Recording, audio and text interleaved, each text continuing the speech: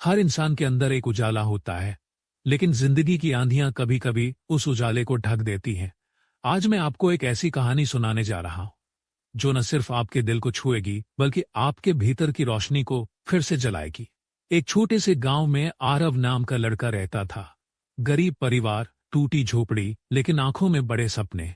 रात को जब सो जाते वह एक छोटी सी मोमबत्ती जलाकर किताब पढ़ता।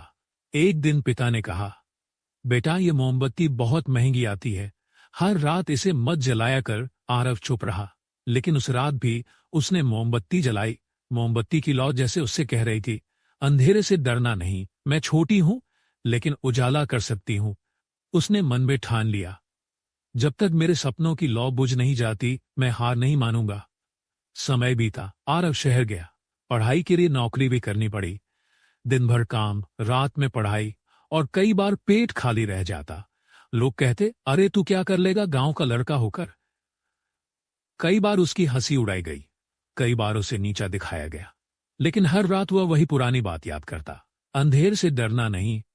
एक बार तो हालात ऐसे आए कि उसके पास मोमबत्ती खरीदने के पैसे भी नहीं थे। वह सड़क के नीचे लगी स्ट्रीट लाइट के नीचे बैठकर पढ़ता। उस रात बारिश थी, बिजली चली गई। आरव ने आसमान की तरफ देखा और कहा, भगवान, अगर आज तू मेरा इम्तिहान ले रहा है तो देख लेना, मैं पास होकर दिखाऊंगा। कुछ साल बाद वही लड़का जो मोमबत्ती के नीचे पढ़ता था, अब शहर के एक बड़े कॉलेज में गोल्ड मेडलिस्ट बना।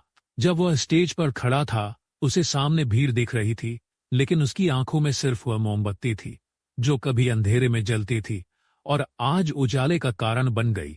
आरव ने अपने भाषण में कहा, मेरी सफलता का श्रेय मैं किसी इंसान को नहीं बल्कि उस अंधेरे को देता हूं जिसने मुझे रोशनी की कीमत सिखाई।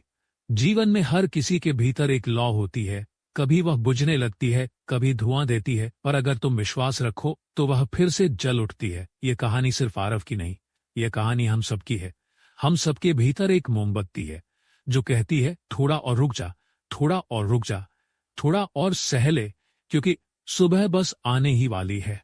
जिंदगी में रोशनी पाने के लिए अंधेरे से गुजरना पड़ता है।